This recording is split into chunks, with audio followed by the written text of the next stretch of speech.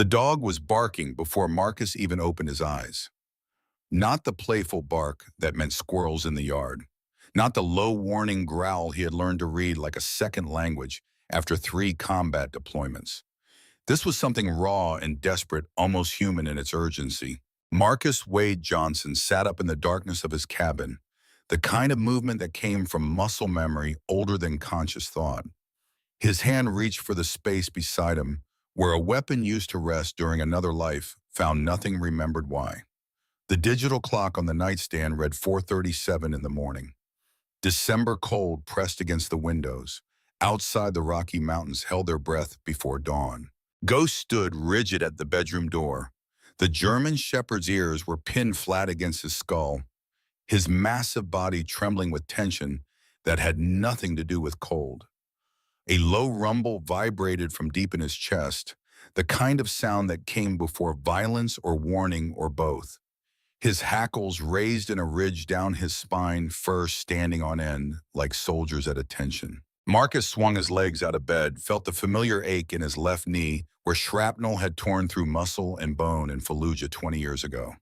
The pain was a clock that never stopped ticking, measuring time in degrees of discomfort. He stood, moved toward the dog with the careful economy of motion that defined everything he did. No wasted movement, no unnecessary sound. Ghost's eyes tracked something beyond the walls, beyond the darkness, beyond anything Marcus could see. The dog shifted his weight, positioning himself between Marcus and the bedroom door. Protecting, always protecting. Marcus placed a hand on the dog's head, felt the tension vibrating through fur and muscle. He had found Ghost 7 years ago, half-starved and beaten, tied to a fence post with wire that had cut deep enough to leave scars. Someone had tried to break him. Someone had failed. Marcus understood that kind of survival. He understood it the way only another survivor could. He moved through the cabin without turning on lights, letting his eyes adjust to the pre-dawn darkness. The living room was sparse. A couch that had seen better decades. A coffee table scarred with water rings. Photographs on the mantel showing a girl with her mother's smile and her father's eyes. Lily, 12 years old, asleep in the bedroom down the hall, dreaming whatever 12-year-old girls dreamed about, when the world outside was still dark and quiet and safe. Marcus reached the front window, pulled back the curtain with 2 fingers. The forest beyond his property line was a wall of black pine and deeper shadow.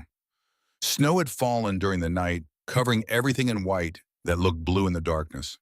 No movement, no tracks, nothing to explain why Ghost was acting like the world was about to end. But Marcus had learned a long time ago to trust what he couldn't see. Trust the instinct that lived in his gut and his dog's bones. Trust the warning that came without words or proof or rational explanation. He had ignored that instinct once in a village outside Fallujah, where children played in streets that looked peaceful until they weren't. He had paid for that mistake with the lives of 2 men who trusted him to keep them safe. He never ignored it again. Ghost moved to the door, looked back at Marcus, whined once. The sound was so unlike him that Marcus felt something cold settle in his chest. The dog was asking, begging, demanding they do something about the danger that only he could sense. Marcus grabbed his jacket from the hook by the door, heavy canvas worn soft from years of mountain weather. He pulled on boots without lacing them, checked the hunting rifle mounted above the fireplace, decided against it. Whatever Ghost sensed, a gun would either be useless or make everything worse. He had learned that the hard way, too. The morning air hit him like a fist when he opened the door. 20 degrees and dropping. His breath came out in clouds that vanished before they could rise. Ghost shot past him, a black shadow against white snow, moving with purpose toward the tree line, where the driveway curved out of sight. Marcus followed his footsteps, crunching loud in the silence. The sky was beginning to lighten in the east, turning from black to deep blue to something that might become dawn if the world kept turning. He could see his breath. He could see Ghost ahead of him, a dark shape moving fast through the snow. He could see the curve in the driveway where the forest swallowed the road. He could not see what was coming. Ghost stopped 50 yards ahead at the place where Marcus's property met the main road. The dog stood perfectly still, head lowered, every muscle locked. Not aggressive, not protective. Something else. Something Marcus had never seen before. Then he heard it. The sound of metal grinding against metal. The high-pitched whine of an engine pushed past its limits. The crash that followed was not loud. It was final. The sound of physics and velocity and human error meeting in the split second where everything changes. Marcus ran. His knees screamed protest. His lungs burned cold air. His boots kicked up snow that fell back to earth like broken promises. Ghost was already there, already moving toward the wreckage before Marcus could see what had happened. The SUV had left the road at the worst possible angle, caught the ice beneath the snow, rolled twice and come to rest upside down in the ditch that ran parallel to the mountain highway. Black paint. Expensive. The kind of vehicle that belonged in Denver boardrooms, not mountain roads at dawn. Steam rose from the engine in clouds that looked like ghosts in the growing light. Marcus dropped to his knees beside the driver's side window, already reaching for the door handle, already knowing it would be locked or jammed or both. Inside, he could see a shape, a person, unconscious or dead or somewhere in between. Blood on the deflated airbag, more blood on the roof where gravity had pulled everything downward. Ghost was at the passenger side, pawing at the door, whining in a way that sounded almost like words. Marcus tried the handle. Locked. He looked around for something heavy, found a rock half buried in snow, used it to smash through the already cracked window. Safety glass exploded inward in a shower of diamonds. The smell hit him immediately. Gasoline, blood, something chemical and wrong. He reached through the broken window, found the unlock button, pulled the door open with both hands. It groaned on damaged hinges but gave way. The man inside was older, 60-something, white hair matted with blood, expensive suit torn and dirty. But what stopped Marcus, what made him freeze for just a heartbeat, was the wheelchair, folded and crushed in the back seat. The man's left leg ended at the knee. Prosthetic. The kind soldiers wore when they came home missing pieces. Marcus reached for the seatbelt, cut it with the knife he always carried, caught the man before he could fall. Dead weight, unconscious. Pulse weak but present, breathing shallow but steady. He pulled the man free of the wreckage, dragged him away from the vehicle, laid him flat on the snow. Ghost circled them both, agitated, looking back toward the cabin, back toward the road, back toward Marcus. The dog was trying to say something, trying to warn about something that hadn't happened yet. Marcus checked the man for injuries. Head wound, possible concussion. Ribs felt intact, no obvious breaks except the leg that was already gone. He needed a hospital. He needed help. He needed things Marcus couldn't provide in a ditch on a mountain road 30 miles from the nearest town. The man's eyes opened, confused, unfocused. They found Marcus's face, tried to make sense of what they were seeing. His lips moved. Sound came out but made no sense. Marcus leaned closer. The man whispered 3 words that made no sense and perfect sense all at once. I know you. Marcus pulled back like he had been struck, looked at the man's face, tried to place him in memory, tried to find where he knew this stranger who claimed to know him. The man's hand reached up, gripped Marcus's jacket with surprising strength. His eyes cleared for just a moment. Recognition, certainty, something that looked like relief or gratitude or disbelief. His hand moved to his collar, pulled it aside. There, tattooed on his collarbone, faded but unmistakable. The Navy SEAL trident, the symbol that said he had walked through hell and come out the other side. The same symbol Marcus had worn for 15 years before he walked away from everything it represented. Marcus felt the ground shift beneath him, felt time collapse into a single point, felt the past reach forward and grab him by the throat. He looked at the man's face again. Older now, grayer, scarred by years and pain and whatever life had done to him after the war. But underneath all that, hidden beneath 2 decades of distance, he saw someone he thought he would never see again. Jonathan Price, Captain Commander. The man Marcus had pulled from a burning building in Fallujah while insurgents poured fire into every window. The man who had lost his leg to an IED 3 hours later. The man who had promised in a field hospital with morphine in his veins and tears in his eyes that if he lived, he would find Marcus and repay the debt. Marcus had told him there was no debt, had told him to forget, had told him that soldiers save soldiers, and that was the end of it. Then Marcus had rotated home, taken his discharge, changed his phone number, moved to the mountains, and disappeared into a life where the past couldn't follow.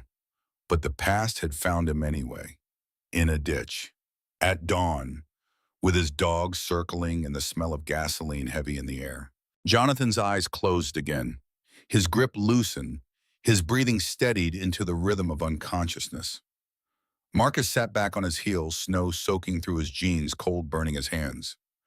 Ghost pressed against his side, warm and solid and real. Marcus made a decision. The same decision he always made when someone needed help, and he was the only one there to give it. He lifted Jonathan in his arms, felt the weight of another man's life settle against his chest, turned toward his cabin. The sky was lighter now, morning coming, whether he was ready or not.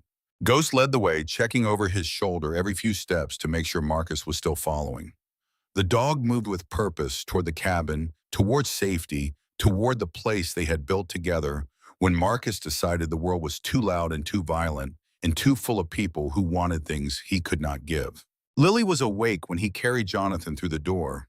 She stood in the hallway in her pajamas, hair wild from sleep, eyes wide with the kind of fear that children feel when their parents do unexpected things.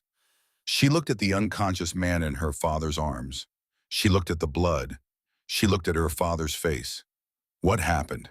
Marcus laid Jonathan on the couch as gently as combat medic training would allow. He grabbed towels from the bathroom, pressed them against the head wound, applied pressure with hands that had done this before in places he tried not to remember. Car accident. He needs a hospital, but the roads are too dangerous right now. We will take care of him until help can get here. Lily moved closer, brave in the way children are when their parents need them to be. She had seen her mother die slowly in a hospital bed 3 years ago. She had learned early that life was fragile and death was patient.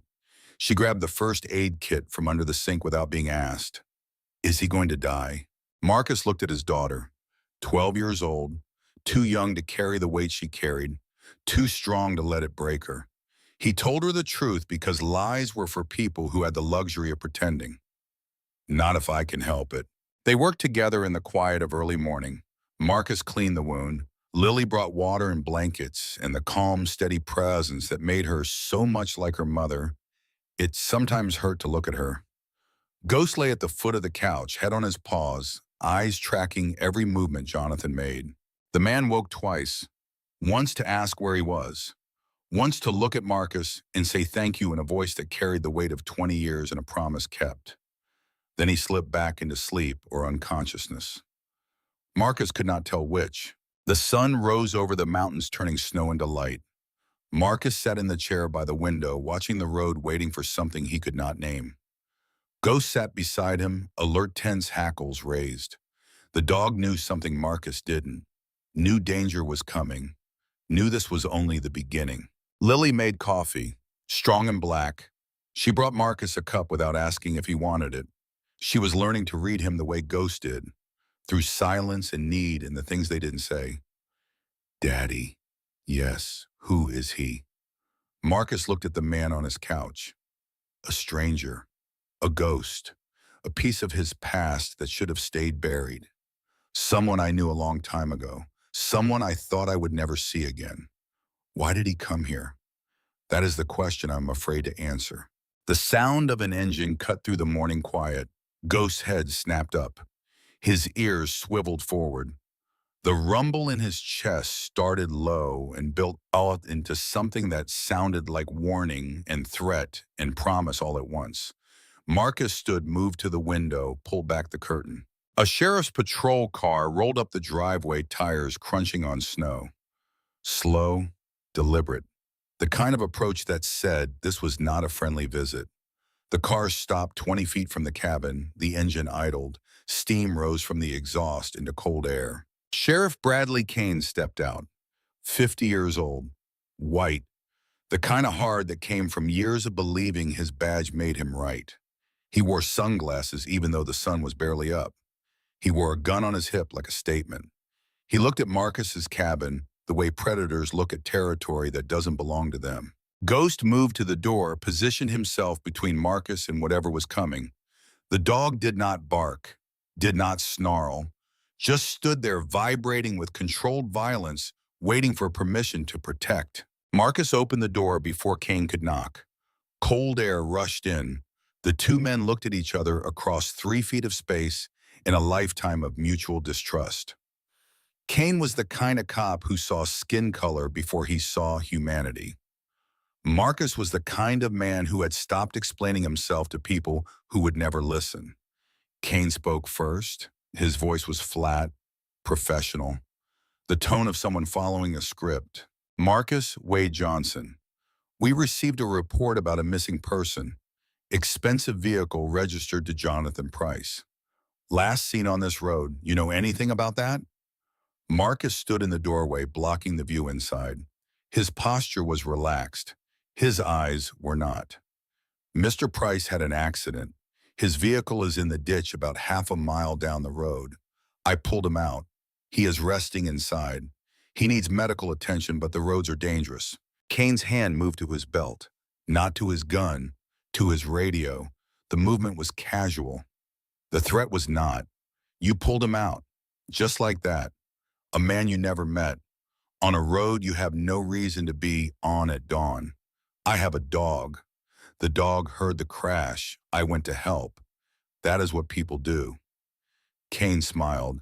It was not a friendly expression. It was the smile of someone who had already decided how the story ended. People do a lot of things, Marcus. Not all of them legal, not all of them smart. Now I need to see Mr. Price. Need to make sure he is being treated properly. Need to make sure he wants to be here. He is unconscious. He has a head wound. He needs a hospital. Then we should get him to one. Step aside. Marcus did not move. Ghost pressed against his legs, solid as stone. The dog's eyes were locked on Kane. The rumble in his chest grew louder. Kane's hand moved to his gun, not drawing, just touching, just reminding everyone who had the legal authority to use force. Marcus, I'm going to ask you one more time. Step aside, let me do my job, or we are going to have a problem that neither of us wants. The air between them crystallized into something sharp. Marcus had faced down men with more guns and better training, had stood his ground when rockets fell and bullets flew, had learned that authority was only power when you gave it permission to be. He stepped aside. Kane walked past him into the cabin boots, tracking snow across the floor. He moved to the couch where Jonathan lay. He looked at the unconscious man. He looked at the towel soaked with blood. He looked at Lily standing in the hallway with wide eyes and clenched fists. Then he looked at Marcus with an expression that said he had found exactly what he expected to find.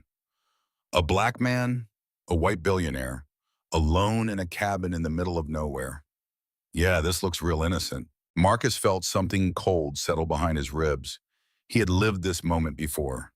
Different place, different time, same script, the one where his skin made him guilty before any evidence was examined, before any truth was told, before anything mattered except the color of his hands and the assumptions people made about what those hands must have done. Kane pulled out his radio, keyed it, spoke into it with his eyes still on Marcus. Yeah, I found him. Jonathan Price, unconscious, appears to be injured. I'm at the Marcus Johnson residence, going to need an ambulance and backup. Possible kidnapping situation.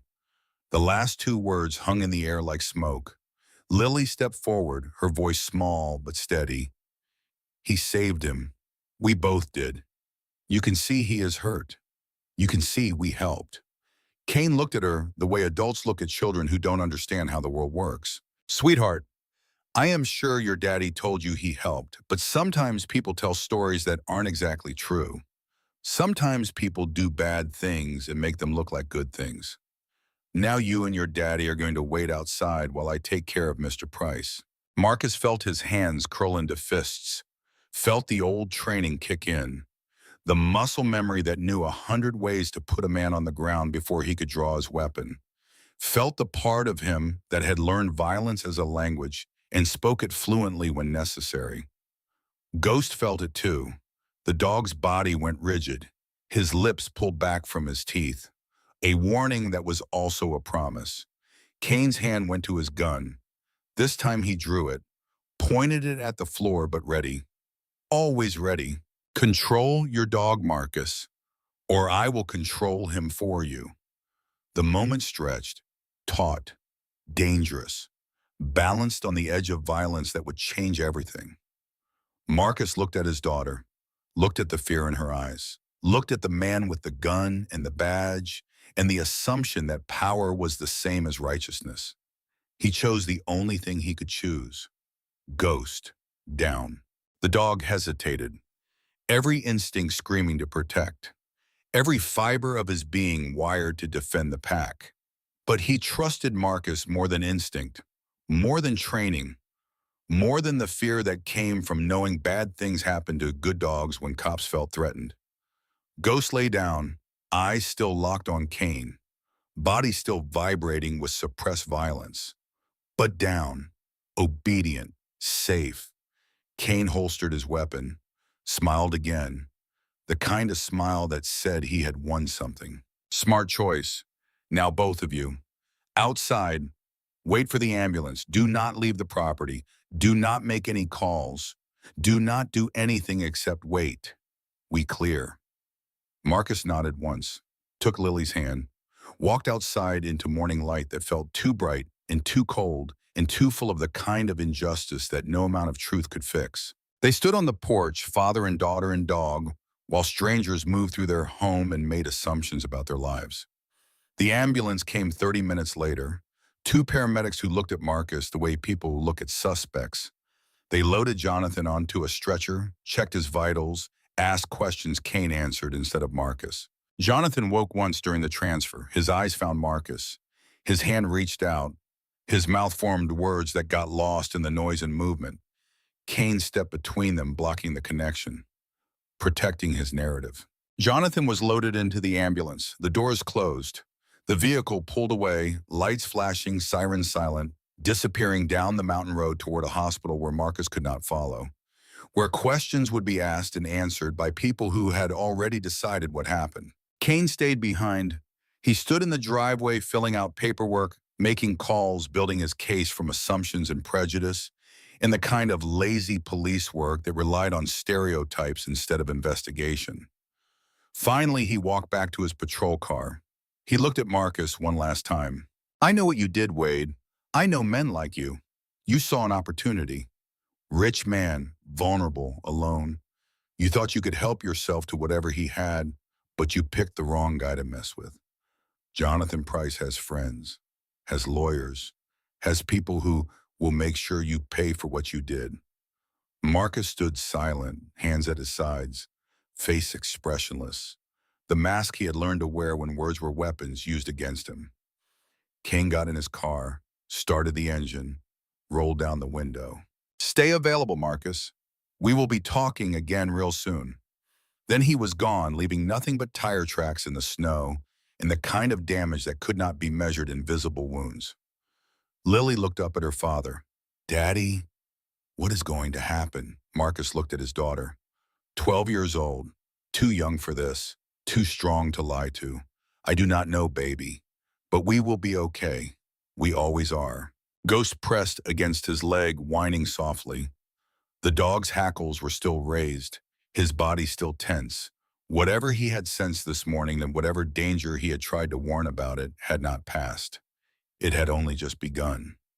Marcus led his daughter and his dog back inside. The cabin felt different now. Violated. Changed. The couch where Jonathan had lain was empty. The towels were gone, taken as evidence. The floor still showed wet footprints from Kane's boots. Marcus cleaned it all, methodically, the way he cleaned his rifle after every mission, the way he cleaned blood from his hands after Fallujah, the way he cleaned the pieces of his life that had been shattered and tried to put them back together into something that made sense. Lily went to her room. Ghost followed her protective, knowing she needed him more than Marcus did right now. Marcus stood alone in his living room, looking at the space where a ghost from his past had lain bleeding. Jonathan Price, captain, commander, brother-in-arms. The man Marcus had saved 20 years ago had just walked back into his life and brought the weight of the world with him. Marcus moved to the window, looked out at the mountains, at the forest, at the road that led away from everything he had built in this place. He had come here to escape, to heal, to raise his daughter in peace. He had thought the past would stay buried. He had been wrong. Ghost barked from Lily's room. Once, sharp, urgent, the same bark that had woken Marcus before dawn. The same warning that something was wrong. Marcus moved down the hall, opened the door. Lily sat on her bed. Ghost stood at the window, staring out at the driveway. A car was pulling in. Not a patrol car, not an ambulance. A black sedan. Expensive. The kind of vehicle that said power and money and the ability to make problems disappear. It stopped beside Marcus's truck. The engine cut off, the driver's door open. A woman stepped out, late 20s, professional, dressed for a boardroom but moving like someone who knew how to handle themselves. She looked at the cabin, she looked at the tracks in the snow, she looked directly at the window where Marcus stood watching. She walked to the front door, knocked 3 times, confident, demanding, not asking permission to be heard. Marcus opened the door. The woman stood on his porch, briefcase in one hand, eyes that saw everything.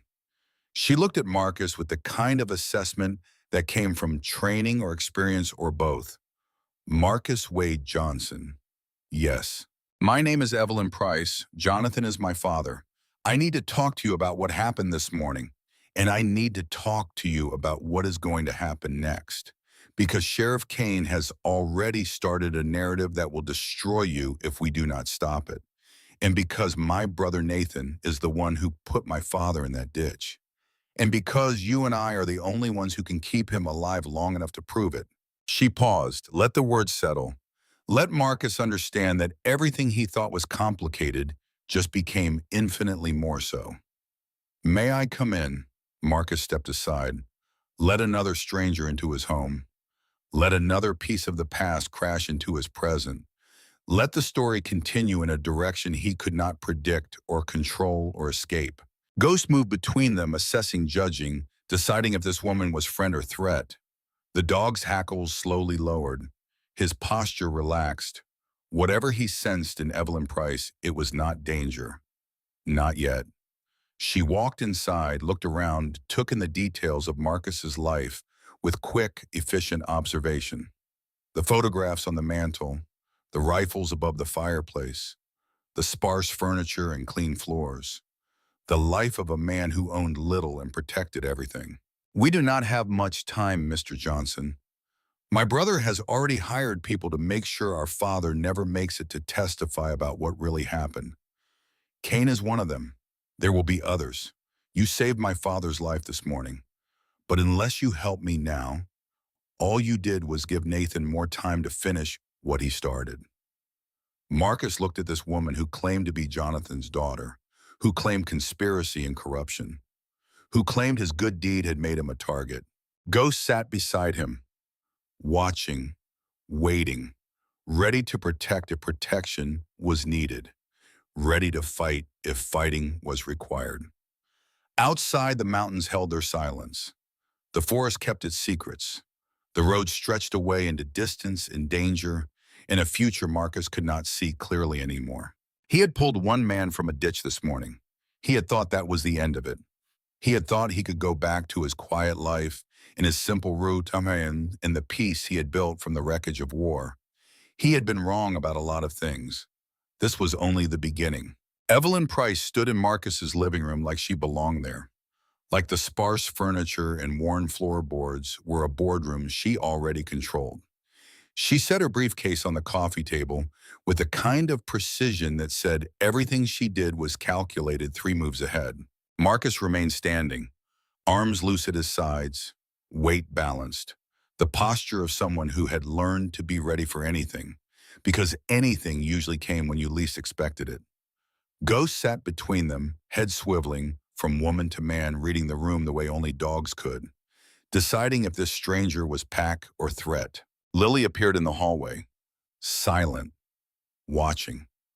Her father had taught her to observe before speaking, to listen before deciding, skills that served her well in a world that moved too fast for 12-year-old girls who had already lost too much. Evelyn noticed her, softened slightly, the lawyer mask slipping just enough to show something human underneath. "You must be Lily. I am sorry we are meeting like this. I am sorry my family's problems are landing on your doorstep." Lily looked at her father. Marcus gave a small nod. Permission granted. The girl moved into the room, sat on the arm of the couch, became part of the conversation without asking if she was allowed. Evelyn pulled a tablet from her briefcase, turned it on, navigated to a folder with the kind of practiced efficiency that said she had been preparing for this moment. She turned the screen toward Marcus. "This is my brother Nathan, 38 years old, Chief Financial Officer of Price Industries. Worth approximately $200 million on paper, worth nothing where it matters." The photograph showed a man in an expensive suit, thin, angular, the kind of face that looked good in boardrooms and terrible in mirrors. Eyes that held the kind of emptiness that came from wanting everything and finding it all hollow. Evelyn swiped to the next image. Financial records, bank transfers, offshore accounts, the digital trail of money moving in ways that suggested hiding rather than investing. 6 months ago, Nathan asked our father to step down, hand over the company, retire. Our father refused, said Nathan was not ready, said the company needed steady leadership, said a lot of things that were probably true, but Nathan did not want to hear. She swiped again. Email printouts, text messages, communication that grew progressively more hostile, more desperate, more unhinged. 3 months ago, Nathan stopped asking, started planning, hired people, made arrangements, set things in motion that were supposed to look like an accident, a tragic loss, a grieving son stepping up to save the family business. Marcus studied the evidence, years of intelligence analysis kicking in, patterns emerging, connections forming, the picture becoming alarm in ways that made his chest tight. The car accident this morning was not an accident. The brake lines were cut. The steering column was tampered with. My father was supposed to die on that mountain road, and Nathan was supposed to inherit everything. What he did not plan for was you, a man who heard the crash, a man who pulled our father out before the vehicle could catch fire, a man who just became the biggest problem Nathan has right now. Because I am a witness. Because you are a black man in a white community who will be easy to discredit. Because Sheriff Kane has already started building a narrative where you are the villain. Because Nathan has money and lawyers and connections that go all the way to the state capitol. And because my father is the only one who can testify about what really happened, which means Nathan will do everything in his power to make sure our father never wakes up. Ghost stood suddenly, moved to the window, hackles rising, a low growl building in his chest. Marcus was beside him in 2 steps, looked out at the driveway, at the road beyond, at the forest line where shadows moved in ways that had nothing to do with wind. 2 vehicles, black SUVs, pulling slowly up the drive, windows tinted, moving with the kind of deliberate caution that said the people inside were professionals who had done this before. Evelyn was at his shoulder, looking past him at the approaching threat. That was faster than I expected. Nathan must have people watching the hospital. Must have known I came here. Marcus moved away from the window, grabbed Lily's hand, pulled her to her feet. His voice was calm, the kind of calm that came before violence. "Lily, upstairs, your closet, the box in the back. You know which one?" She knew. He had shown her, had made her practice, had prepared her for a day he hoped would never come, but planned for anyway because hope was not a strategy, and preparation was the only thing that kept people alive when the world turned violent. She ran. Ghost started to follow. Marcus stopped him with a hand signal. The dog froze, waited, every muscle coiled, ready to do whatever was needed. Evelyn pulled a phone from her pocket. Marcus grabbed her wrist, stopped her before she could dial. No calls, no police. Kane is already compromised. Anyone you call will either be bought or too far away to matter. We handle this ourselves or we do not handle it at all. Then what do you suggest? Because there are at least 8 armed men outside and I count 2 of us. 3 if you count the dog. Marcus looked at her. Combat assessment running calculations he had learned in Fallujah. Odds, variables, exit strategies. The math of violence that never changed no matter how many years passed. How good are you in a fight? Better than you would think. Worse than we need. Can you drive? Yes. Then you are going to take my truck. You are going to take Lily. You are going to drive to Denver, to the federal building, to someone who is not on Nathan's payroll. You are going to tell them everything, and you are not going to stop or look back or hesitate. And I'm going to make sure you get a head start. The SUV stopped 50 yards from the cabin. Doors opened. Men stepped out. 4 from each vehicle. Military bearing. Tactical gear. Weapons carried with the casual competence of people who knew how to use them. They spread out, covering angles, moving in formation. Professional. Practiced. Dangerous. Marcus recognized the pattern, recognized the approach, recognized the kind of operation this was. Not a kidnapping, not a robbery, a cleanup, a permanent solution to a temporary problem. Him. Evelyn was already moving, grabbing her briefcase, heading for the back door.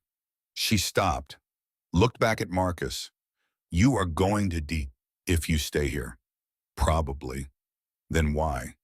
Because 20 years ago, your father pulled me out of a burning building in Fallujah, because he lost his leg saving my life 3 hours later, because some debts do not expire, and because someone needs to make sure you and my daughter get far enough away that Nathan's money cannot reach you. Evelyn held his gaze. Something passed between them. Understanding. Respect. The acknowledgement that sometimes the right choice was the hardest one. Do not die, Marcus Wade Johnson. The world needs more men like you. Then she was gone. Moving through the kitchen, out the back door, Marcus heard his truck start, heard gravel spray as Lily and Evelyn escaped into the forest on the service road that wound behind the cabin. The road Marcus had built for exactly this kind of emergency. The men outside were advancing, slow, methodical, covering each other. Moving toward the cabin with weapons raised, Marcus counted seconds, gave Evelyn 30, then 40, then 50. Every second Lily got farther away was a second worth whatever came next. Ghost stood beside him, waiting. The dog knew what was coming, had been trained for this in another life, had learned that sometimes violence was the only language certain people understood. Marcus opened the front door, stepped out onto the porch, empty-handed, calm. The morning sun caught his face, made him clearly visible, made him an easy target if shooting it was what they came for. The men stopped advancing, held their positions, weapons still raised but not firing, waiting for orders or permission or the right moment. One of them stepped forward, older than the others, harder. The kind of hard that came from making difficult choices and sleeping fine afterward. He lowered his weapon slightly, not holstering, just relaxing enough to talk. Marcus Wade Johnson, we are not here to hurt you. We are here to collect you, ask you some questions, clear up this misunderstanding about Jonathan Price. You come with us peacefully, nobody gets hurt. You make this difficult well. Outcomes change. Marcus stood still, hands visible, posture relaxed. The deception of someone who looked unthreatening right up until the moment they became very dangerous. Who sent you? You know who sent us? Man who wants to make sure his father is protected. Make sure the right story gets told. Make sure people like you do not take advantage of people like him. People like me. The man smiled. Cold. Empty. The kind of smile that acknowledged truths everyone knew but nobody said out loud. Poor people. Desperate people. People who see a rich man in trouble and think opportunity instead of obligation. You know what I mean? Do not make this about race. Makes it complicated when it does not need to be. Marcus felt the old anger rise, the kind that had gotten him in trouble as a young soldier, the kind he had learned to control through discipline and meditation, and the understanding that anger was fuel that could burn you if you were not careful. He pushed it down, kept his voice level. I saved that man's life, pulled him from a wreck, kept him alive until help came. That is all I did. That is all I am guilty of. Maybe, maybe not. Either way, you are coming with us. We clear things up at the station. You cooperate, you go home. You fight well. People get hurt when they fight. People do not always survive when they fight. Your choice, Marcus calculated. 8 men, trained, armed, professional, against 1 man in a beg in an open yard with no cover. The math was simple. The outcome was certain. He would lose. But losing did not mean failing. Losing just meant buying time. And time was what Lily needed. Time was what Evelyn needed. Time was the only weapon Marcus had left. He whistled once, sharp, clear. Ghost exploded from the cabin, like violence given form. The dog hit the first man before anyone could react. 90 pounds of muscle and teeth and controlled fury. The man went down screaming, his weapon fired wild into the sky. Marcus was already moving, closing distance, attacking into the ambush because standing still meant dying, and moving meant maybe living long enough to matter. His fist caught the leader across the jaw, the kind of punch that carried 20 years of combat training and 3 deployments worth of controlled violence. The man's head snapped sideways. He dropped. Ghost had the second man by the arm, shaking, tearing. The man was trying to aim his weapon, but the dog was everywhere, fast, relentless, trained to disable threats and trained well.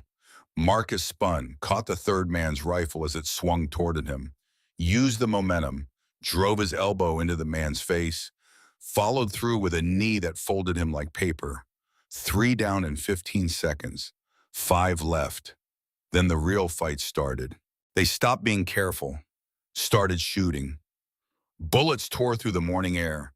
Marcus dove behind his truck, felt rounds punch through metal, through glass, through everything that was not thick enough to stop military-grade ammunition. Ghost was beside him, panting, blood on his muzzle that was not his own. The shooting stopped, reloading, regrouping.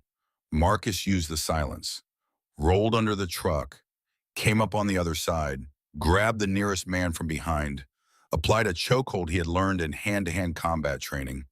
The man struggled, went limp, dropped. 4 left. The leader of the remaining 4 moved with the confidence of someone who had done wet work before. Marcus recognized the pattern. Contractors, Blackwater types, men who fought for money instead of country and slept fine doing it. The man raised his weapon, not aiming at Marcus, aiming at the truck where Evelyn and Lily were escaping into the distance. 1 shot could end everything. Marcus closed the distance in 3 seconds. The kind of movement that came from muscle memory drilled into him at Fort Bragg 20 years ago. Low, fast, unpredictable. The contractor's rifle swung toward him, but Marcus was already inside his arc, already past the point where the weapon mattered. His palm strike caught the man's wrist, redirected the barrel skyward. The shot went wild. Marcus followed through with an elbow that crunched cartilage. The contractor's nose exploded, blood everywhere. But the man did not go down. Professional, trained. He rolled with the strike and came back with a knee aimed at Marcus's injured leg. The old Fallujah wound. Marcus twisted, took it on the thigh instead. Pain flared white hot, but he used it, converted it into momentum, drove his forehead into the contractor's face. The man dropped. Ghost had the second contractor pinned. The dog's jaws locked on the man's forearm, shaking, the way wolves shake prey to break bones and end fights. The contractor was screaming, trying to aim his weapon with his free hand. Marcus kicked it away, stomped on the man's wrist, felt bones crack. The third and fourth contractors were repositioning, flanking professional tactics. They had stopped thinking this was a simple pickup, started thinking this was a fight they might lose. Marcus grabbed the second contractor's weapon, not to shoot, to throw. He hurled it at the third man's head. The contractor ducked, lost focus for 1 second. Ghost launched himself across 15 feet of snow, hit the man like a missile. They both went down in a tangle of teeth and terror. The fourth contractor made a choice. Ran, not toward the fight, away from it. Smart. Survival instinct overriding mission parameters. Marcus let him go. 4 down was enough. 4 down meant Evelyn and Lily had the time they needed. Marcus looked at the dog. Ghost looked back. They both knew this was the end. Knew they had bought maybe 2 minutes, maybe 3. Knew Lily was either far enough away by now, or she was not, and there was nothing left to do but hope. Then the sound of engines cut through the morning. Multiple vehicles, coming fast.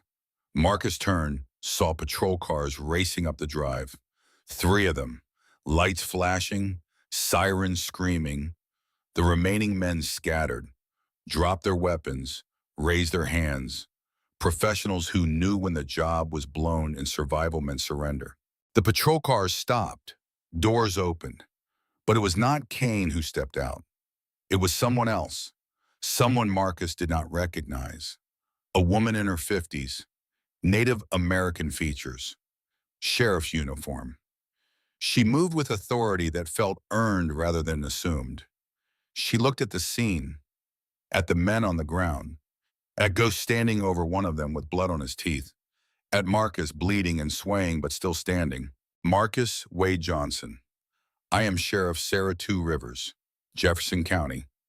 I got a very interesting phone call about 20 minutes ago from a woman named Evelyn Price. She told me a story that sounded crazy until I started checking facts, started making calls, started realizing Sheriff Kane has been on someone's payroll for the better part of 6 months.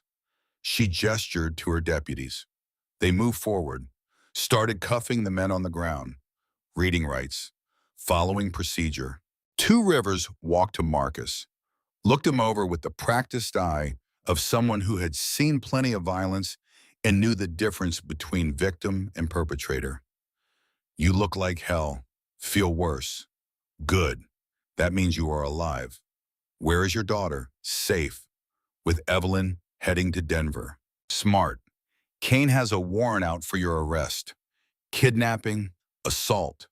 Half a dozen charges that will not stick once we sort through the lies. But until then, you are safer in my custody than out here where Nathan Price can hire more professionals. Marcus felt Ghost press against his leg. The dog was limping, favoring his right front paw. Marcus knelt, checked him over, found cuts but nothing serious, nothing that would not heal. Two Rivers offered her hand, helped Marcus stand.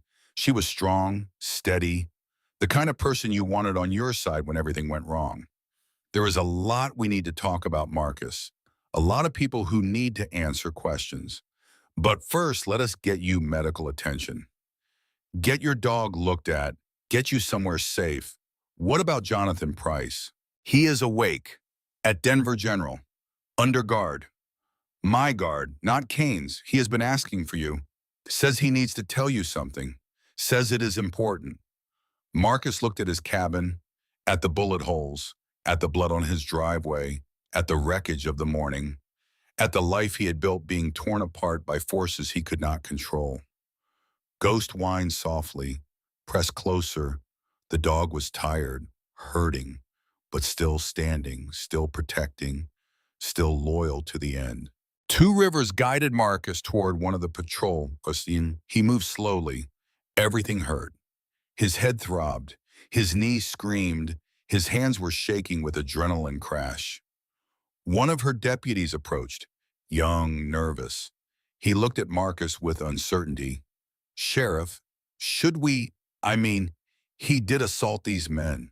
Two Rivers fixed the deputy with a stare that could freeze fire. These men came to his home, armed, with intent to kill or kidnap. Mr. Johnson defended himself. Self-defense is legal in Colorado. Last time I checked, standing your ground on your own property is still a right. Now get these criminals processed and booked before I decide you are too stupid to carry a badge. The deputy disappeared. Fast. Marcus almost smiled. Almost. But his face hurt too much. They drove down the mountain. Ghost in the back seat beside Marcus, looking out the window. Watching the forest pass, the dog had done his job, protected his pack, survived another fight. That was enough. Two Rivers drove in silence for the first 10 minutes. Then she spoke without taking her eyes off the road. Jonathan Price told me something interesting. Said you saved his life 20 years ago in Fallujah. Said he has been looking for you ever since. Said you disappeared after the war, and he thought he would never find you.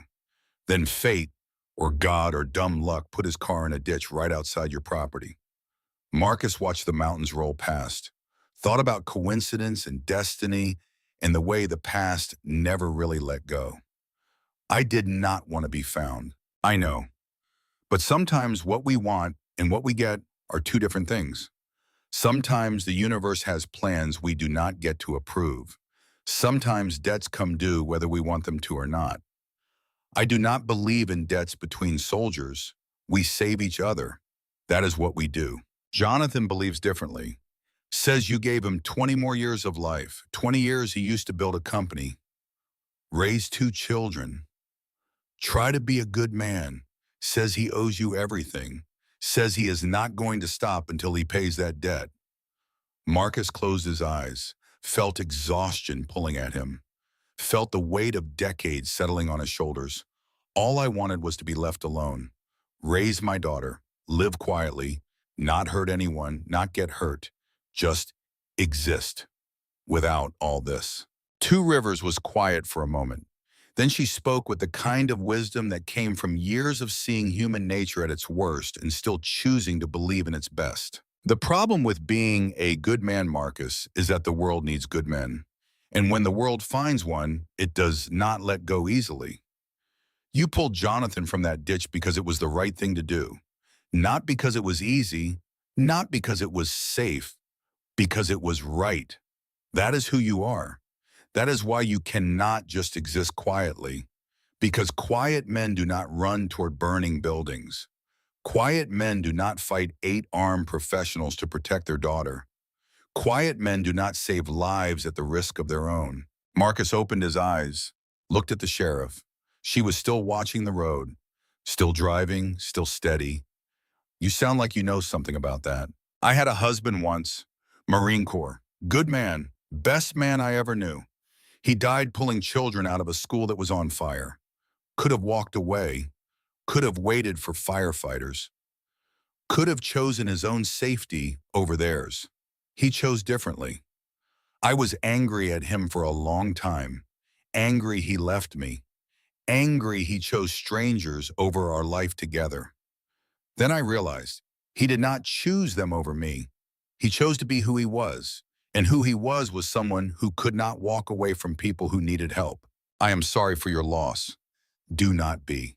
He died doing what mattered. Saved 11 children that day. 11 families got their babies back. That is worth something. That is worth everything. They reached the hospital an hour later. Denver General. Massive. Modern. The kind of place that could handle anything from routine checkups to mass casualties. Two Rivers parked in a loading zone, left her lights flashing. Marcus got out. Ghost jumped down beside him. The dog stayed close, protective even in exhaustion. They walked through halls that smelled like antiseptic and fear. past rooms where people fought for life or surrendered to death, past nurses who moved with practiced efficiency, past families waiting for news that would either save them or break them. Jonathan's room was on the fourth floor, two deputies outside the door. They nodded to two rivers. Let them pass. Inside, Jonathan Price sat propped up in bed, bandages wrapped around his head, IV lines running to his arm, monitors beeping steady rhythms. He looked older than he had in the ditch, frailer, but his eyes were clear, alert, focused. Those eyes found Marcus, held him. Something passed between them that had no words because words were insufficient for what they shared. Marcus, you look terrible. You should see the other guys. I heard. 8 men. You and a dumb. Not bad for someone who has been retired 20 years. Not retired, just taking a break. Jonathan smiled. It was genuine, warm. The kind of smile that said, despite everything, he was glad to be alive. Glad to see an old friend. Glad the universe had given them this second chance. Marcus, I need to tell you something. Something I should have told you a long time ago. Something that might help you understand why this is happening and why it matters. Marcus sat in the chair beside the bed. Ghost lay at his feet, watchful, protective, always ready. Jonathan took a breath, winced, adjusted himself in the bed, began to speak. Fallujah. November 2004, Operation Phantom Fury. You were a staff sergeant. I was your captain. We had been working together for 6 months. Good months, hard months, months where we learned to trust each other in ways that only happen in war. Marcus remembered. Streets that smelled like cordite and death, buildings that hid enemies in every shadow, the constant calculation of threat and response, the weight of responsibility for men who trusted you to keep them alive. The building was supposed to be clear. Intel said it was empty, abandoned, safe to use as a forward position. Intel was wrong. It was an ambush, explosives wired throughout. We walked in and the world exploded. I remember fire. I remember screaming. I remember you pulling me out while bullets tore through the walls. You came back 3 times. Once for me, once for Jenkins, once for Martinez. You should have left us, should have saved yourself. But you did not. Because that is not what we do. We do not leave people behind. No, we do not. 3 hours later, we were extracting to the rally point. The IED took my leg. You carried me 2 miles to the medevac. 2 miles with me bleeding out on your shoulders. 2 miles through enemy territory. You saved my life twice that day. Marcus said nothing. What was there to say? You did what needed doing. That was the job. That was the code. Brothers in arms meant exactly that. Jonathan continued, his voice steady despite the pain Marcus could see in his eyes. They sent me home. Honorable discharge. Purple heart. Missing a leg but alive. I spent a year in rehab. Learning to walk again. Learning to be a person instead of a soldier. And every day I thought about you. About the debt I owed. And about the promise I made in that field hospital. I looked for you. Called everyone I knew. Pulled every string. Used every favor. You had disappeared. Changed your number. Did not keep in touch with anyone from your unit. I thought maybe you died. Maybe you wanted to be left alone. Maybe you regretted saving someone like me. Marcus looked at him. At this man he barely knew but had bled with. Had fought beside.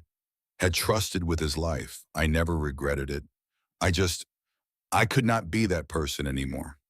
The person who went to war. Who killed people because orders said to. Who came home and tried to pretend it was all okay. My wife was dying, my daughter needed me. I had to choose between being a soldier and being a father. I chose Lily. Jonathan nodded, understanding, accepting.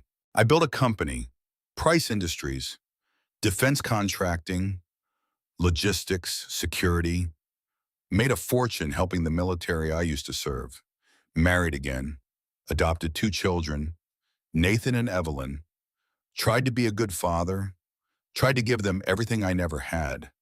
I failed Nathan, gave him money instead of time, position instead of attention.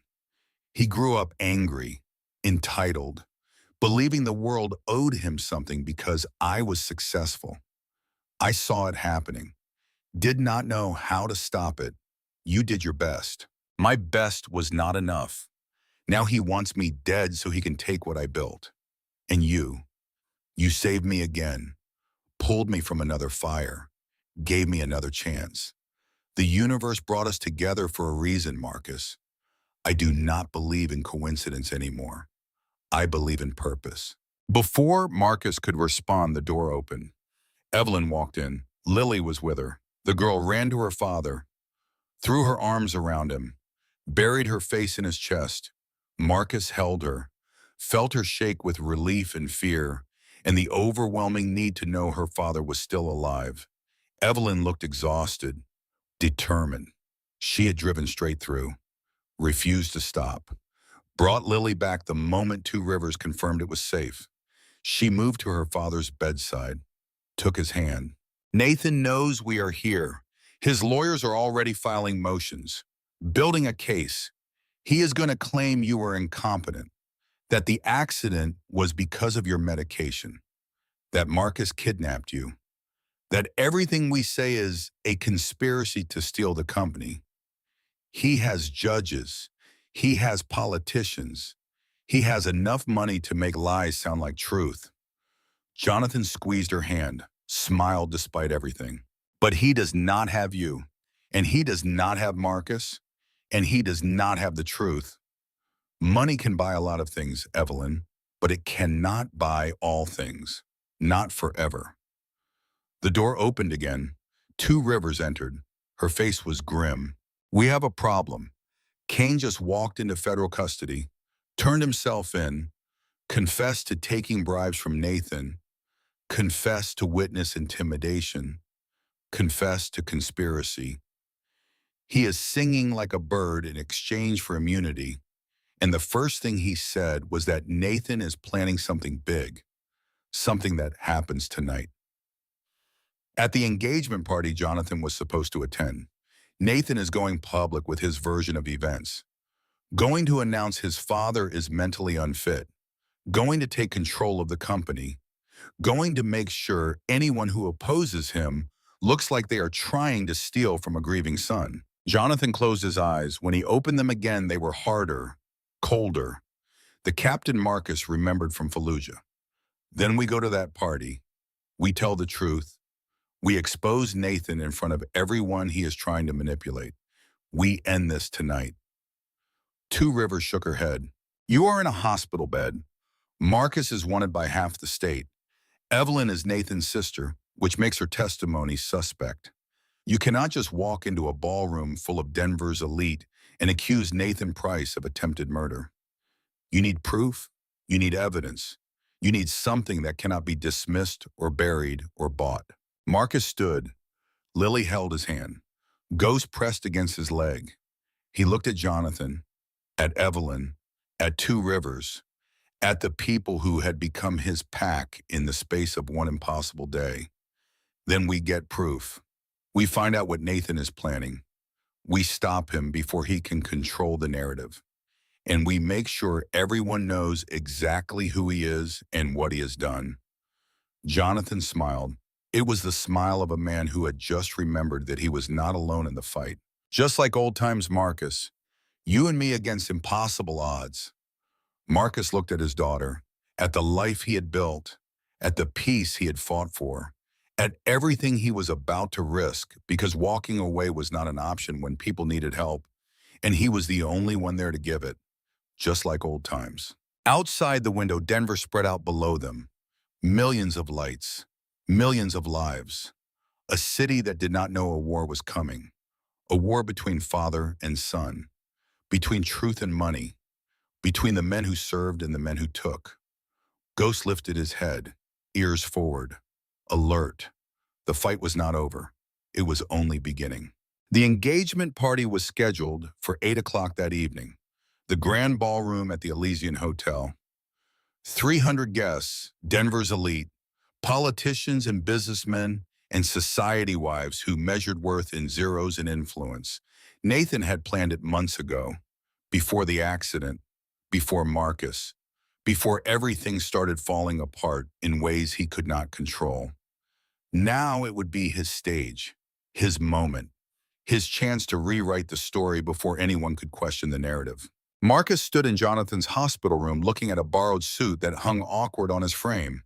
He was not a suit person, had never been comfortable in anything that restricted movement or made noise when he walked. But tonight required camouflage. Tonight required blending into a world that would reject him on sight if they knew who he was or what he represented.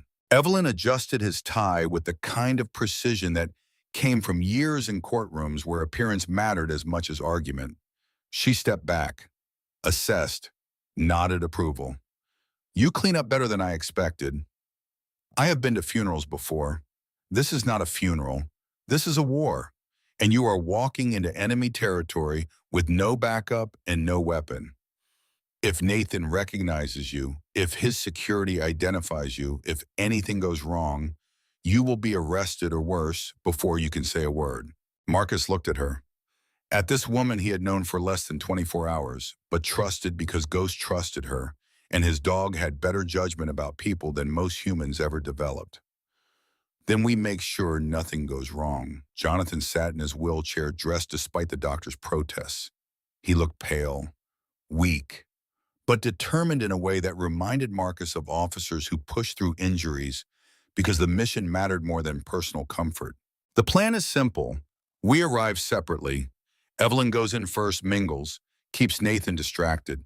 I arrive fashionably late in my wheelchair, play the recovering father, make everyone feel sympathetic.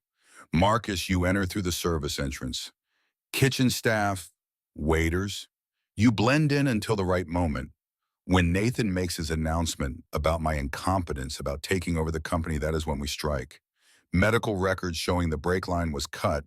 Financial records showing Nathan's offshore accounts. Testimony from Kane about the bribes. Everything at once.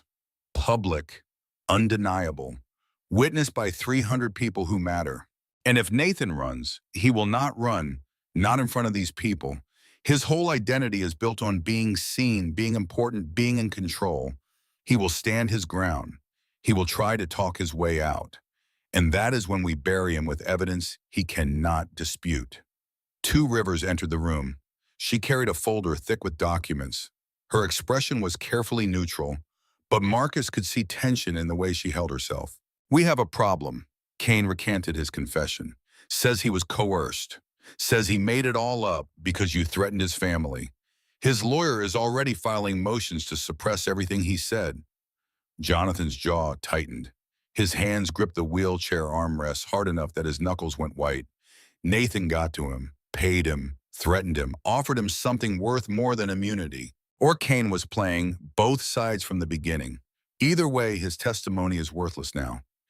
Everything he said goes away, which means we are back to circumstantial evidence and he said, she said arguments. Nathan's lawyers will tear us apart. Evelyn looked at her father, at Marcus, at the plan falling apart before it could begin. We still have the financial records, the offshore accounts. That is real, that is traceable. Nathan will claim they are business investments, legal holdings, aggressive tax strategy. His accountants will spin it 6 ways and make it sound like smart business instead of conspiracy to commit murder. Marcus moved to the window, looked out at Denver as the afternoon faded into evening. Somewhere out there, Nathan Price was getting ready for his moment, his victory, his coronation as the son who saved the family business from a father who could no longer be trusted. Then we need something Kane cannot recant, something Nathan cannot explain away. Something that happens in real time where everyone can see it. Like what? Marcus turned from the window, looked at Ghost lying in the corner. The dog had been quiet all day, resting, recovering, but his ears were up, listening, always listening. Kane said Nathan is planning something for tonight, something big. He did not specify what, but whatever it is supposed to seal the narrative. Make Nathan look like the hero. Make Jonathan look incompetent or dangerous or both. We find out what that something is. We stop it. We turn Nathan's own plan against him. Two Rivers considered this, pulled out her phone, made a call, spoke quietly, listened. Her expression shifted, darkened. I just got word from one of my deputies. Nathan hired additional security for tonight. Former military contractors. The same company that sent those 8 men to your cabin this morning. They are not there to serve drinks. They are there to do something. And whatever it is, Nathan paid them a lot of money to make sure it happens. Jonathan leaned forward in his wheelchair, the captain emerging through the pain and medication. He is going to stage something, an attack, an incident, something that makes him look like he saved everyone, something that makes me look like I brought danger to these people. He is going to be the hero of his own story, and I am going to be the villain who endangered innocent lives. Marcus felt the pieces clicking together, the pattern emerging. The kind of false flag operation he had seen in Fallujah when insurgents staged attacks to blame on coalition forces. Create chaos, control the narrative, be the solution to a problem you created. We need to know the plan, need to know when and how and who is involved. And we need to stop it without causing the panic Nathan wants. How do you propose we do that when we cannot trust the local police, cannot get federal agents mobilized in time, and cannot go to the press without looking like conspiracy theorists? Marcus looked at Ghost again. The dog stood, stretched, moved to Marcus's side, pressed against his leg, ready for whatever came next. We do what we always did in Fallujah when we could not trust intel and could not call for backup. We improvise. We adapt. We overcome. Jonathan smiled. It was tired, pained, but genuine. I knew there was a reason I spent 20 years looking for you. The Elysian Hotel rose 40 stories above downtown Denver. Glass and steel and old money pretending to be new. The ballroom occupied the entire top floor, windows on 3 sides showing the city spreading out below like a circuit board of lights and lives. Marcus entered through the service entrance at 7:30. Wearing kitchen whites borrowed from a staff member 2 Rivers had vetted, carrying a tray of champagne glasses, moving with the invisible efficiency of people who serve the wealthy without being seen. Ghost was in the van outside with Lily and 2 Rivers. The dog had wanted to come, had whined when Marcus left, but a German shepherd at a high society engagement party would draw attention Marcus could not afford. Lily had promised to keep Ghost calm, to keep him ready, to bring him if Marcus needed him. The ballroom was already filling. Men in tuxedos, women in gowns that cost more than Marcus's truck, conversation that sounded like money changing hands and polite euphemisms. The kind of gathering where fortunes were made and broken between cocktails and appetizers. Nathan Price stood near the center of it all, tall, thin, wearing a suit that probably cost $5,000, smiling, shaking hands, playing the role of devoted son, preparing to announce his father's retirement and his own ascension. Marcus watched him from across the room, studied his movements, his interactions, looking for tells, for stress, for the signs someone was planning violence. Nathan looked calm, confident, in control. That worried Marcus more than nervousness would have. Evelyn arrived at 7:45. She wore red, bold, defiant. The kind of dress that said she was not hiding or apologizing or stepping aside. She moved through the crowd with practiced grace, air-kissing acquaintances, making small talk, keeping Nathan in her peripheral vision while appearing completely casual. Jonathan arrived at 8. His entrance was perfectly timed. The crowd parted, whispers rippled through the room. The great Jonathan Price, the titan of industry, the war hero, in a wheelchair, bandages visible beneath his collar, looking frail but determined. Nathan moved to greet him, embraced him carefully. whispered something in his ear. To everyone watching, it looked like a concerned son welcoming his injured father. Marcus could see Jonathan's jaw tighten, could see the effort it took to smile and accept the embrace without flinching. The speeches began at 8:15. Business associates praising Jonathan's legacy, politicians thanking him for his contributions, society matrons offering sympathies for his accident and wishes for swift recovery. All of it building toward Nathan's moment, the announcement everyone was waiting for. Marcus circulated with his tray, invisible, unnoticed, listening, watching, looking for the security contractors Two Rivers had mentioned. He spotted them at 8:20, four men in suits that did not quite fit right, standing at strategic positions around the room, not socializing, not drinking, just watching, waiting, military bearing, tactical awareness. The way they held themselves said operators, professional, dangerous. Marcus keyed the radio hidden in his collar, spoke quietly while pretending to check his tray. Four contractors, north wall, south entrance bar, area balcony access, armed, waiting for something. Two Rivers responded in his earpiece. Copy. We have eyes on the building perimeter. No unusual activity yet. Marcus moved closer to the balcony access. The contractor there was checking his watch, looking toward Nathan, waiting for a signal. At 8:30, Nathan took the microphone. The room quieted, all attention on him. This was his moment, his stage, everything he had planned for months coming to fruition. Nathan began speaking, thanking everyone for coming, praising his father's accomplishments, expressing concern about recent events, the accident, the injury, the toll it had taken on a man who had given so much for so long. His words were perfect, sympathetic, concerned. The devoted son worried about his aging father's well-being. Marcus watched Jonathan's face, saw the effort it took to maintain composure, to sit still while his son publicly questioned his competence in front of everyone who mattered.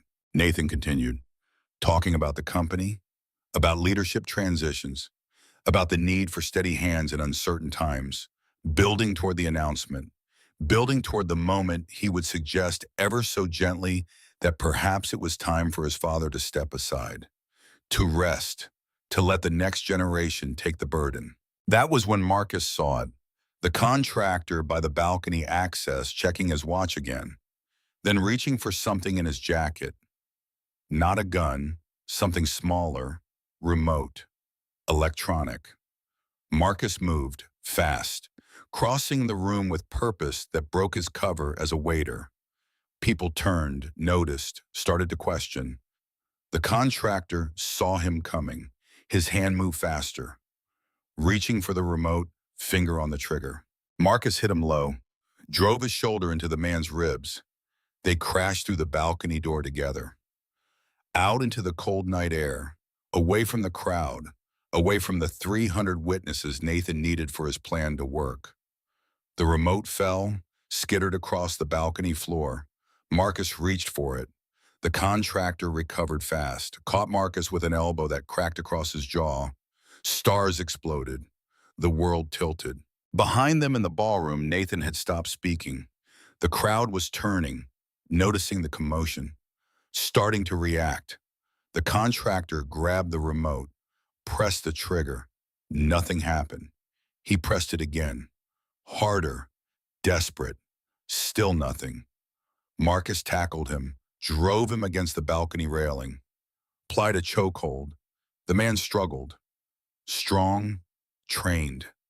But Marcus had survived Fallujah, had fought 8 men that morning, had nothing left to lose and everything to protect. The contractor went limp. Marcus let him drop, grabbed the remote, examined it. Frequency jammer, the kind used to trigger explosives remotely. But the trigger was dead, disabled. A voice spoke from the balcony doorway. I deactivated it 2 hours ago. While Nathan was busy getting dressed, Marcus turned. Kane stood there. not in uniform, wearing a suit, carrying a gun but not pointing it at Marcus, just holding it, ready. You recanted your confession. I had to. Nathan's people were watching, listening. If I had maintained the story, they would have killed my family. So I lied, told them I made it all up, got released. Then I came here to finish what I started. Kane stepped onto the balcony, looked at the unconscious contractor, at the disabled remote, at Marcus. Nathan hired these men to set explosives in the parking garage. Time to go off during a speech. Create chaos. Let him play hero evacuating everyone. Make his father look like he brought danger to innocent people. The bombs are still there, disabled now. But Nathan does not know that. He thinks the plan is still active. He thinks he is about to become the hero of his own story. Why tell me this? Why help? Because I spent 30 years wearing a badge. 30 years believing I was one of the good guys. Then Nathan Price offered me money and I took it. Told myself it was just looking the other way. Just letting justice slide for people who could afford it. Then he asked me to help kill his father, and I realized I had become everything I swore to fight. I cannot undo what I have done, but I can stop what is about to happen. Marcus looked at Kane, at this man who had threatened him, arrested him, tried to destroy him. Now standing here offering redemption through action, Nathan is going to realize something went wrong. He is going to abort, run, disappear with his lawyers and his money, and we will never see him again. Kane shook his head. No, he will not run. Not yet. He has already committed to the speech, already planted the seeds of doubt about his father. If he runs now, it makes him look guilty. He will try to salvage the plan, try to control the narrative. And that is when we take him down. They moved back into the ballroom. The crowd was agitated. Security was converging. Nathan was trying to calm everyone, explaining that there had been a disturbance, that everything was under control, that they should all stay calm. Marcus walked through the crowd. People parted, staring, recognizing him from news reports as the man who kidnapped Jonathan Price, the dangerous veteran, the troubled soul. Nathan saw him. Their eyes met across 50 feet of ballroom floor. Recognition, understanding, the realization that his plan had failed and the man who had saved his father was now standing in the middle of his carefully constructed narrative. Nathan's hand moved to his pocket, pulled out a phone, started to dial. Jonathan's voice cut through the room, amplified by the microphone Nathan had been using moments before. Nathan, stop. The crowd turned, focused on Jonathan in his wheelchair, on the father confronting the son. Nathan lowered the phone, looked at his father with an expression Marcus could not read. Anger, fear, desperation. All of it mixed together. Dad, you should not be standing. You should not be speaking. You are not well. I am well enough to tell these people the truth, well enough to explain what you have done, well enough to make sure everyone here knows exactly who you are. Evelyn moved to stand beside her father. United, together.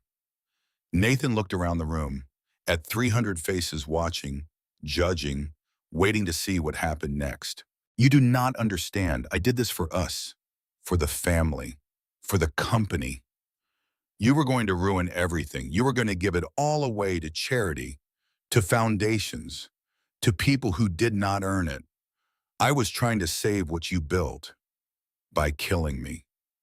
The room went silent, the kind of silence that comes before explosions or revelations, or the moment everything changes.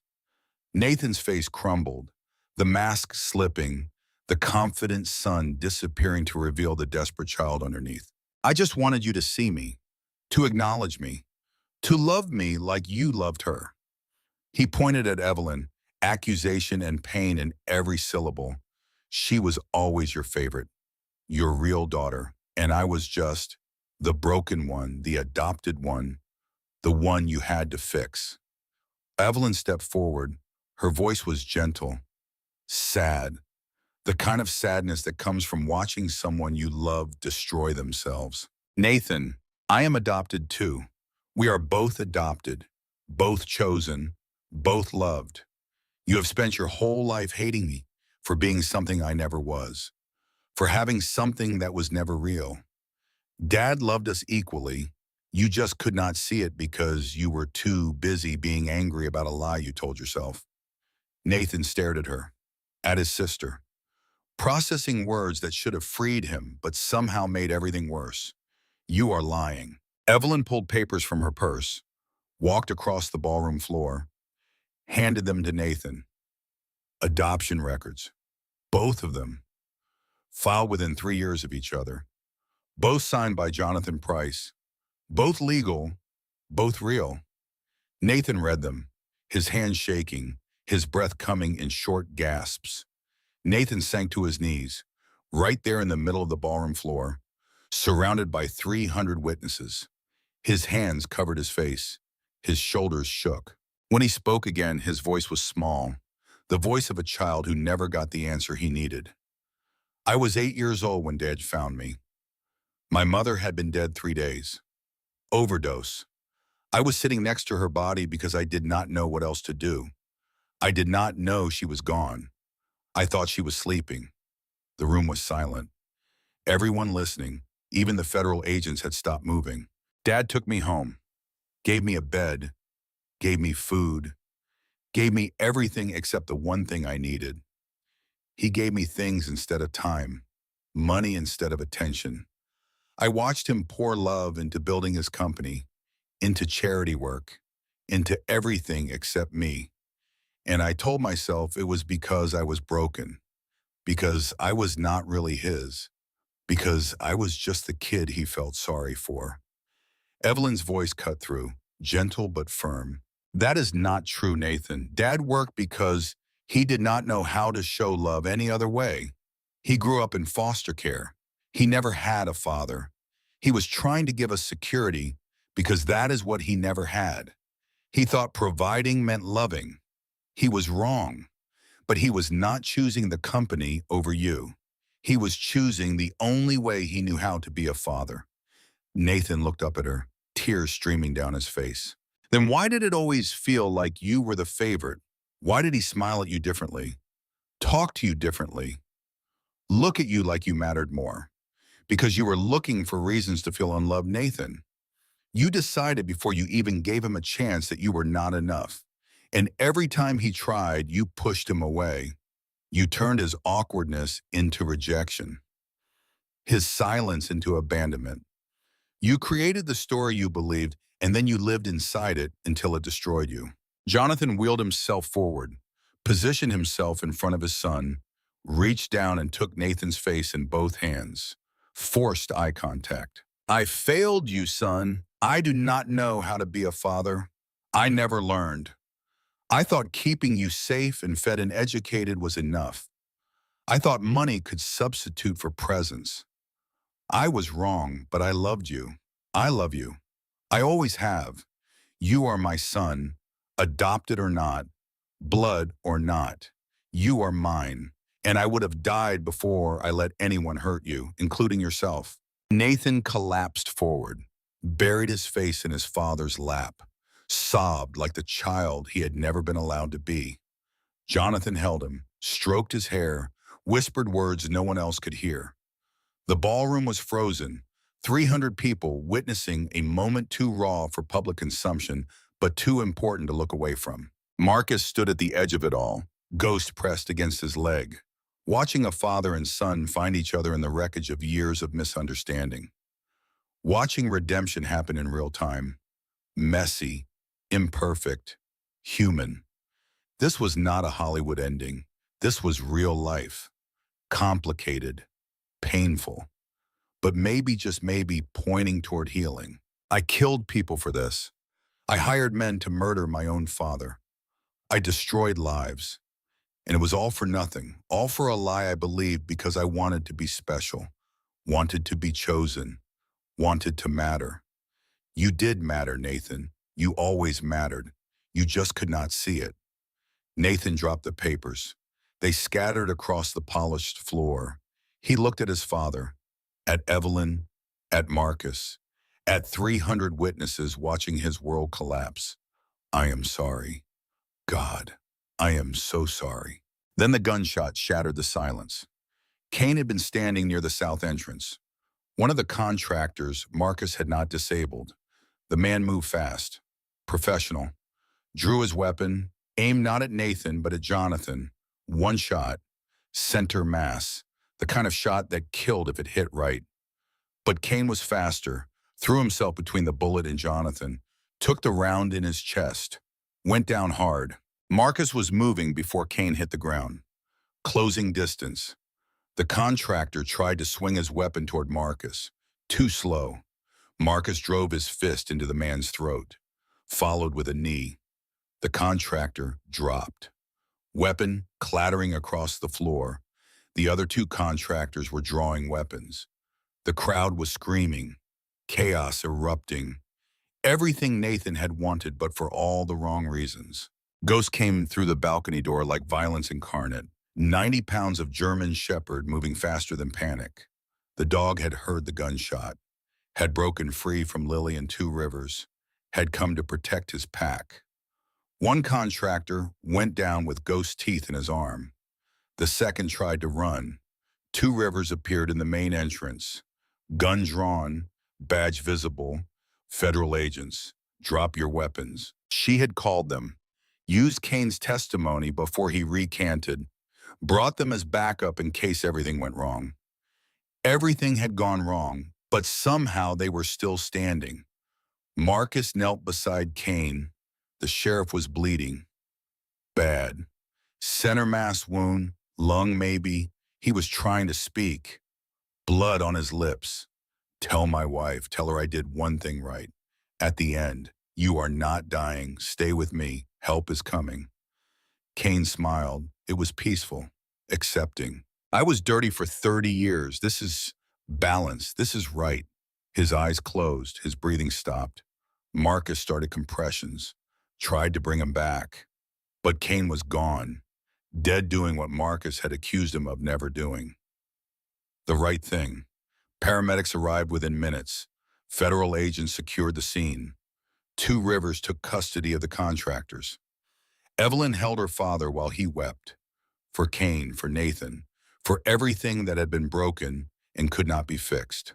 Nathan stood alone in the center of the ballroom, surrounded by 300 witnesses, by evidence, by consequences he could not buy or threaten or manipulate away.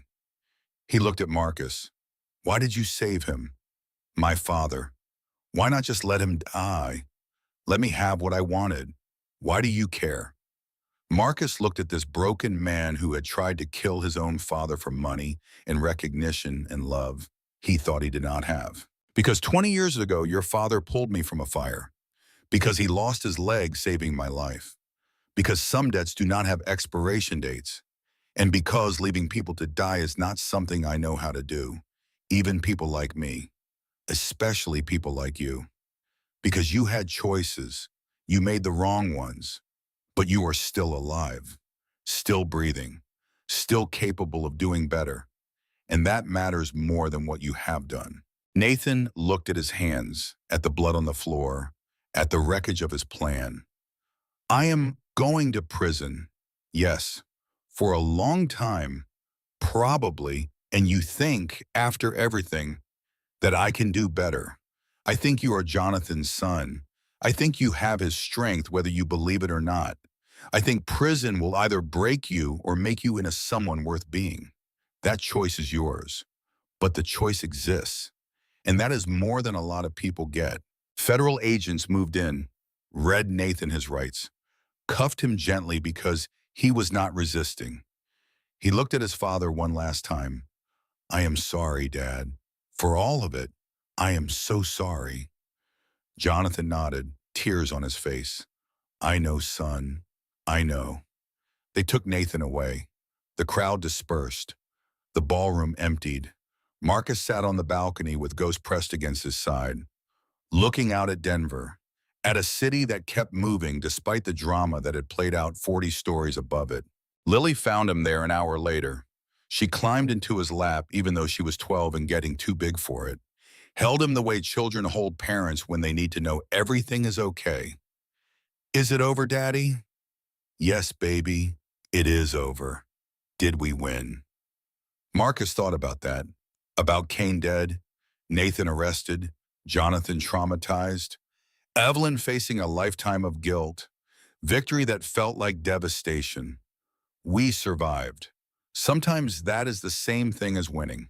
6 months later, Marcus stood on the porch of his rebuilt cabin. The bullet holes had been patched, the blood cleaned, the life he had built put back together piece by piece with Jonathan's money and Two Rivers' help, and the stubborn refusal to let violence define his home. Ghost lay at his feet, older now, gray around the muzzle, favoring his right front leg where the contractor had kicked him during the fight, but alive, still protecting, still loyal. Lily was inside doing homework, 12 years old going on 30, changed by what she had seen but not broken, stronger maybe, more aware of how fragile peace was and how much effort it took to maintain. A car pulled up the drive, Jonathan's van, modified for his wheelchair. He visited once a month now, brought supplies, told stories, tried to repay a debt Marcus kept insisting did not exist. Jonathan rolled onto the porch, looked at the mountains, at the forest, at the peace Marcus had fought so hard to protect. How is he? Nathan was the unspoken subject, the ghost at every conversation. Better. He writes me letters, goes to therapy, teaches other inmates to read, says he is trying to become someone his father would not be ashamed of. You were never ashamed of him. No, but he believed I was, and belief is sometimes stronger than truth. They sat in silence, two old soldiers watching the sun set over mountains that had witnessed violence and healing in equal measure. Evelyn sends her regards. She is running the company now, doing well, making changes. Nathan would have hated, and I should have made years ago. She asked about you, about Lily. Tell her we are good. Tell her we do not need anything. I know you do not need anything, but sometimes accepting help is not about need. Sometimes it is about letting people give back what was given to them. Marcus considered this, looked at Ghost, at the Deke who had saved his life more times than he could count, at the cabin he had almost lost, at the daughter sleeping safely inside. There is a foundation for veterans, for people who served and came home broken.